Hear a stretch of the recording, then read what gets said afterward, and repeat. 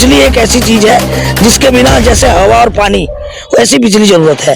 तो इन्होंने क्या हालत कर रखी है। आप पहले मेरे हरिद्वार जिले में जो कनेक्शन काट रखे हैं, अगर मेरे हरिद्वार के लोगों के कनेक्शन काटे तो तुम्हारे कनेक्शन काट दूंगी मैं। अंग्रेजों ने भी नहीं किया था तो जनता को परेशान, अंग्रेजों से भी खतरनाक लोग है ये। और फिर कहते हैं तुम सिर्फ ईवीएम के नाम पर जीतते हो। इस बार हरिद्वार लोकसभा में ईवीएम फेल होगी तुम्हारी। कितने में सेट करोगे ईवीएम, फिर एक एसटीएस लगा देना, कोई फर्क नहीं पड़ेगा। एक बार जेल तो भेजो, एक बार मुझे जेल भेजो, स्टार्ट तुम करो, खत्म मैं करूंगी फिर। नमस्कार दोस्तों, स्वागत है आपका समाचार न्यूज में। मैं मनीष शर्मा। आज हमारे साथ हैं उत्तराखंड की बेटी श्रीमती भावना पांडे। आपको बताना चाहूंगा, एक आदमी के जीवन में रोटी, कपड़ा और मकान इनकी मूलभूत आवश्यकता होती है, लेकिन अगर देखा जाए इस समय विद्युत यानी कि बिजली की आवश्यकता भी बहुत जरूरी हो गई है मनुष्य के जीवन में। आदमी सुबह उठता है और शाम तक बिना बिजली के कोई कार्य नहीं कर सकता। लेकिन अगर देखा जाए इस समय ये जो क्षेत्र है हमारा, यहाँ पर विद्युत की जो व्यवस्था है वह चरमराई हुई है।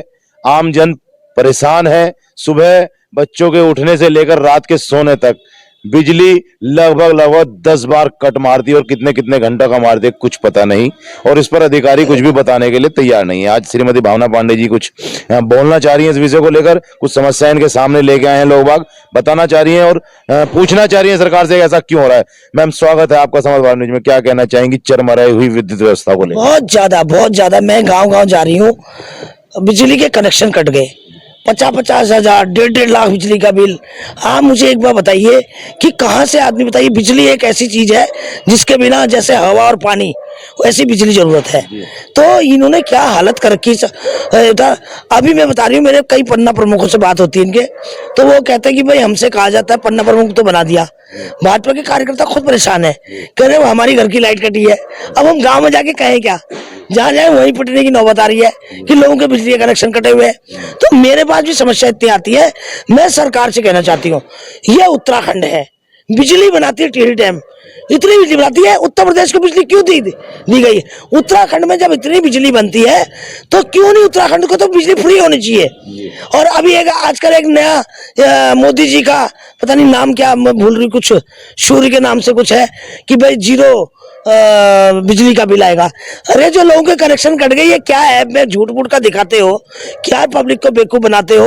आप पहले मेरे हरिद्वार जिले में जो कनेक्शन काट रखे हैं, अगर मेरे हरिद्वार के लोगों के कनेक्शन काटे तो तुम्हारे कनेक्शन काट दूंगी मैं। मैम, आप तो बिजली फ्री करने की बात करिए कि भाई उत्तराखंड बिजली का उत्पादक क्षेत्र है। हाँ। यहाँ बिजली बनती है। टिहरी डैम तो बहुत बड़ी बात हो गई। यहाँ छोटे छोटे बहुत डैम है जहाँ से बिजली बनती है हमारे उत्तराखंड में। आप बिजली फ्री होने की बात करें, लेकिन यहाँ तो सरकार ने उल्टा ही कर रखा है। पहले 2 महीने में बिल आता था, अब 1 महीने में बिल आना शुरू हो गया है, और जो लोड है लोगों के ऊपर खर्चे का वो ज्यादा बढ़ गया है। कारण बताना चाहूंगा, पहले 2 महीने में जब बिल आता तो सरचार्ज एक बार जुड़ता था, फ्यूल चार्ज एक बार जुड़ता था, लेकिन अब हर महीने सरचार्ज, फ्यूल चार्ज और जुड़ना शुरू हो गया है। क्या कहना चाहेंगे कि ये इस पर दोहरी मार दी जा रही है? एक तरफ तो कहा जा रहा है फ्री और दूसरी तरफ दी जा रही है। ये लोग जो है ना इतना जनता को परेशान करे, अंग्रेजों ने भी नहीं किया था तो जनता को परेशान, अंग्रेजों से भी खतरनाक लोग है ये। और फिर कहते हैं जय श्री राम के नाम पर जीत जाएंगे, मोदी के नाम पर जीत जाएंगे। कुछ नहीं जीतोगे, तुम सिर्फ ईवीएम के नाम पर जीतते हो। इस बार हरिद्वार लोकसभा में ईवीएम फेल होगी तुम्हारी। कितने में सेट करोगे ईवीएम, वो फेल होगी, क्योंकि जनता, गांव की जनता मुझसे जुड़ रही है। और आज बता देना चाहती हूँ, क्योंकि सरकार का जो मुखिया है ना, उसके कंट्रोल में अधिकारी नहीं है, क्योंकि उनको अपना बजट बढ़ाना है, तनख्वाहें देनी है, तो इसलिए जनता का खून चूस रहे हैं। खटमल से भी ज्यादा खतरनाक है ये। खटमल और जू का उपाधि दूंगे अधिकारियों में, जैसे इंसान के शरीर में घुस जाते हैं खून पी के। और तो मैं कहना चाहती हूँ, बिजली विभाग के जितने अधिकारी हैं, एक किसी का कनेक्शन कटना नहीं चाहिए, एक किसी का पहले चेक कराइए। और जो आपने गुंडागर्दी मचा रखी है वहां पर गांव में जाके लोगों के बिना कनेक्शन काटते हैं, फिर 10,000 20,000 रुपए मांगते हैं कि हम आप आधे में सेटल कर देंगे। ये क्या धंधा है भाई? ये क्या वसूली हो रही है? ये क्यों हो रही है?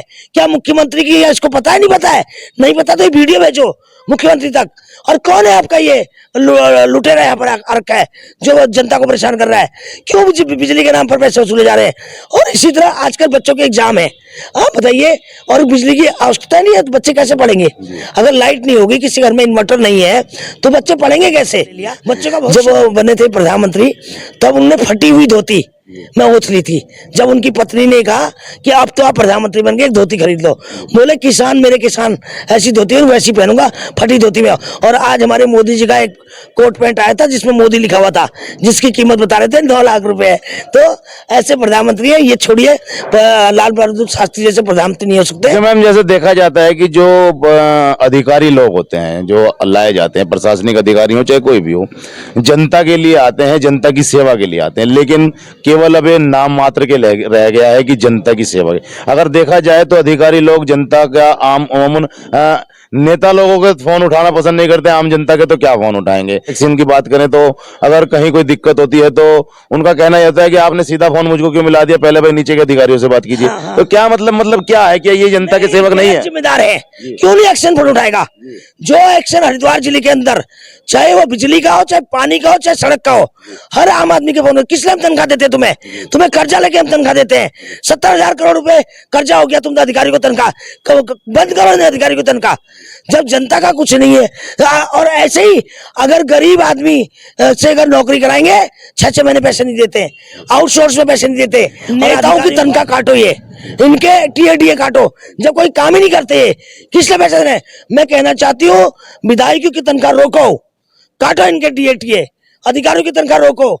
और कि ये सारी तनख्वाह इनकी जनता का खून भी पी के लोगे आप। और आप देखो किसानों के हक मार के, पैसा मार के, और आज किसानों की क्या त्राही हालत, बिजली काट के, किस तरह से वो पानी देगा, किस तरह से अपने गेहूं धान जो भी उसको वो कर रहे, कैसे काम करेगा, कैसे गायों को चारा देगा। तो ये बहुत बड़ी समस्या है। इस लोकसभा को इस चीज से वंचित करो, वरना मैं इलाज मान दूंगी सबका।